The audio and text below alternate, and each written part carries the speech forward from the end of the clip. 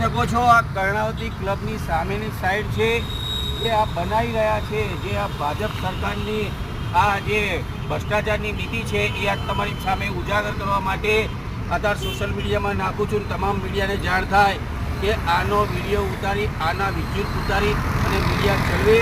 આ કર્ણાવતીની બિલકુલ સામે ઇસ્કોન ગાંઠિયાની બાજુમાં જે છે આ એક પ્લાસ્ટિકના સળિયા નાખ્યા છે, એવા પ્લાસ્ટિકના સળિયા નાખ્યા છે.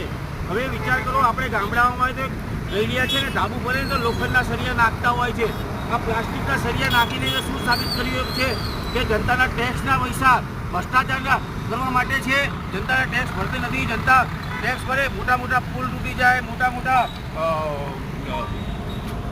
કૌભાંડ કરવામાં જ શક્ય બની રહ્યું છે.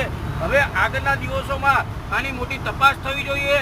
આની તપાસ કરીને આ જે પણ અધિકારીઓ હોય, જે બિલ્ડરો હોય, જે કોન્ટ્રાક્ટર હોય એની ઉપર એક્શન લેવા જોઈએ. આ એક પ્લાસ્ટિકના સળિયા નાખે છે એટલે એનું કારણ શું? આ ચોખ્ખો ભ્રષ્ટાચાર દેખાય છે. તમે માનો સરખેજથી ગોતા લગીને આવી રીલ બનાવીને પ્લાસ્ટિકના કરોડ રૂપિયાનું બજેટ, કરોડ રૂપિયાનો કોન્ટ્રાક્ટ સોંપે છે અને આ પ્લાસ્ટિકના સળિયા. હું એક કોંગ્રેસ ગુજરાત પ્રવક્તા છું અને અમને નહીં માનો, એક જનતાને પણ આને વિડીયો જાગૃત કરવો જોઈએ અને આમને કડક ને કડક સજા થઈ જોઈએ અને આ ભ્રષ્ટાચાર રોકવો જોઈએ.